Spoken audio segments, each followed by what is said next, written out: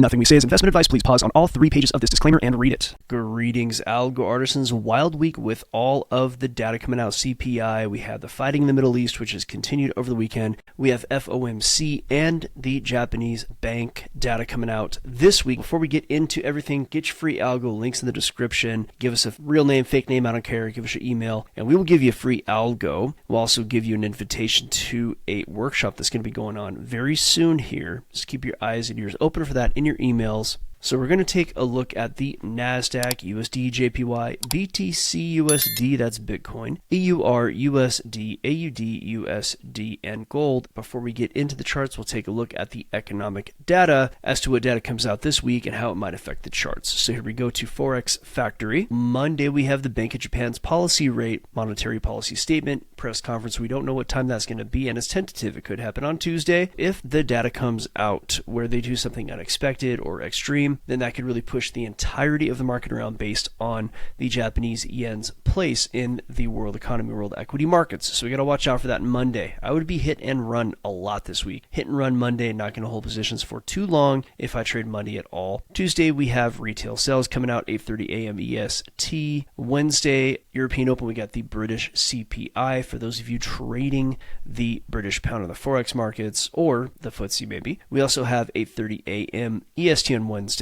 Unemployment claims, and then after that at 11:15 a.m. EST, Bank of Canada Governor Macklem speaks for those of you trading the loonie. Then we have at 2 p.m. EST the big news, federal funds rate. That's on Wednesday, FOMC projections statement, and then the presser about 30 minutes after that. That's the big news, right? So there is some data coming out 8:30 a.m. EST, the unemployment claims that might give us a little volatility to trade, and then it's probably going to quiet down until FOMC. Later we have some New Zealand and Australian news coming out. That's at 6:45 p.m. New Zealand GDP, and then at 9:30 p.m. Australia's employment data. Thursday at 3:30 a.m. EST, Swiss monetary policy statement and rate, which is probably a big deal for those trading Forex markets. We have 7 a.m. the British pound monetary policy and their bank rate. So all that stuff's happening, but Thursday might also be very quiet because it's a bank holiday all day for the USD. And then Friday we have the European Open with retail sales for the pound, and Governor Ueda for the Bank of Japan speaks at 2:40 a.m. EST. So that's the data coming out. A bit choppy this week. We got holidays, we got FOMC. Now, Forex markets will be open on Thursday, but they might just be a little bit slow on the USD side. But with all the other data coming out for the pound and everything else, Thursday might not be a bad day to trade. It might just be that the USD doesn't move, but everything else does. Same with the New Zealand dollar, maybe not moving. So let's move into the charts, and we'll start with the NASDAQ.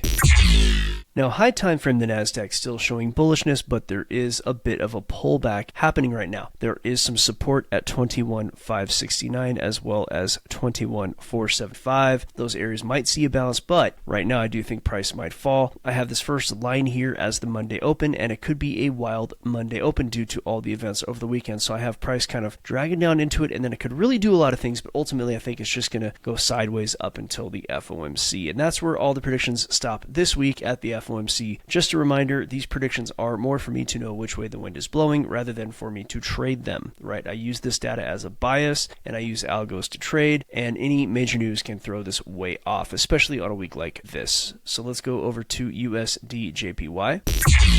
Pretty bullish pair as it stands right now, given that both of these countries are going to have their data come out for their bank rate this week. They might be positioning for a move. Hard to say what's going to happen. It's actually exceeding my expectations as what I drew just before the market opened, but it does appear that this one is going to head up. At the trajectory I'm seeing now, it might end up testing 145.46. We're going to see. There is a bit of resistance right here. Whatever price is knocking up against right now at about 144.400 or so. We might see it break down there, consolidate, maybe break out at the open. We'll see. But right now it's short-term bullish, and I do expect it to at least go up and sideways, if not up. And of course, we made room for a Monday surprise open. Let's take a look at Bitcoin.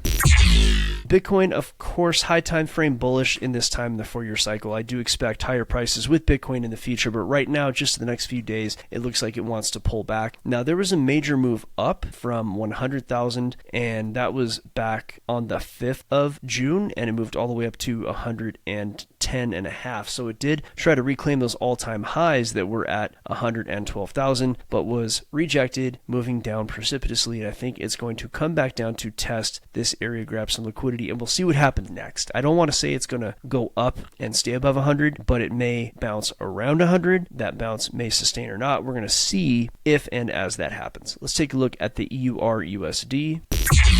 Okay, so the euro right now is showing bullishness. It might need a pullback because it has been showing bullishness for quite some time, so the pullbacks can be rather sharp, but I do expect this to continue to head up, and I think you'll see price retesting the highs maybe towards the end of the week. I don't know that we're going to see it. Of course, we have a wild week and all the news and all the unpredictable nature, but given that the algos are predicting accurately and the news doesn't ruin everything, we might have a surprise open, but I think things are going to grind up and to the right, and I think by the end of the week we might see that test at 116.32. We'll see. Let's look at the Aussie, AUDUSD.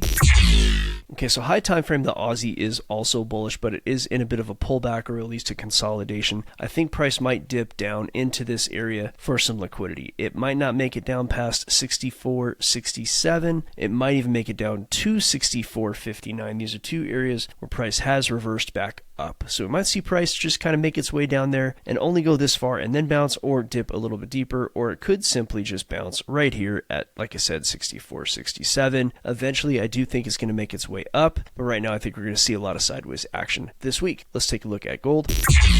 Well, gold's bullish, and I have it maybe breaking this local high and reapproaching its all-time high, to do probably with Iran and Israel. All the fighting's going on. The geopolitical strife may push gold up. If there is a solution reached and the fighting stopped and there is an agreement, then gold might actually calm down or even move back down. But for now, it appears to be just being pushed up by the conflict. There's another chart I'm not looking at right now, but I may start to look at is oil. And if the conflict continues, oil is probably going to continue to go up. And even if it doesn't continue, it may still go up. So I might add Brent crude and or WTI to the lineup. We'll see about that. But for now, that's it. Tune in Tuesday through Thursday at 8:30 a.m. EST. We do update these charts, go over them, see what's been going on, and we talk about predictions. As time goes on, predictions usually have to be reworked, and we just get a little bit more precise on those. And we do that on YouTube and Rumble and X. If you come into Algo Factory, we continue that. After the 10 minutes we do on YouTube, we continue in Algo Factory for another hour or so, just under that. And V the Gorilla is usually there giving us his information on what he sees going on in the broader world. Now, V the Gorilla has a lot of good intel, and between the two of us and my charting capabilities, we are pretty good at predicting markets in the future, which comes down to what does Algo Factory do? We help people learn how to predict where price is going to move, even in the short term, and when you have that skill set, you can extract money from the markets. So come on over to algofactor.tech, learn how to trade like a hedge fund pro, get your free algo, links in the description, click that link, drop your email address, real name, fake name, we don't care. We'll give you a free algo right away, and you get the newsletters, the weekly updates, and stuff like that. Again, we hope to see you on Tuesday morning, 8:30 a.m. sharp on YouTube and Rumble and elsewhere, or we hope to see you at algofactory.tech. Come on in, learn how to trade like a hedge fund pro, and thanks for watching.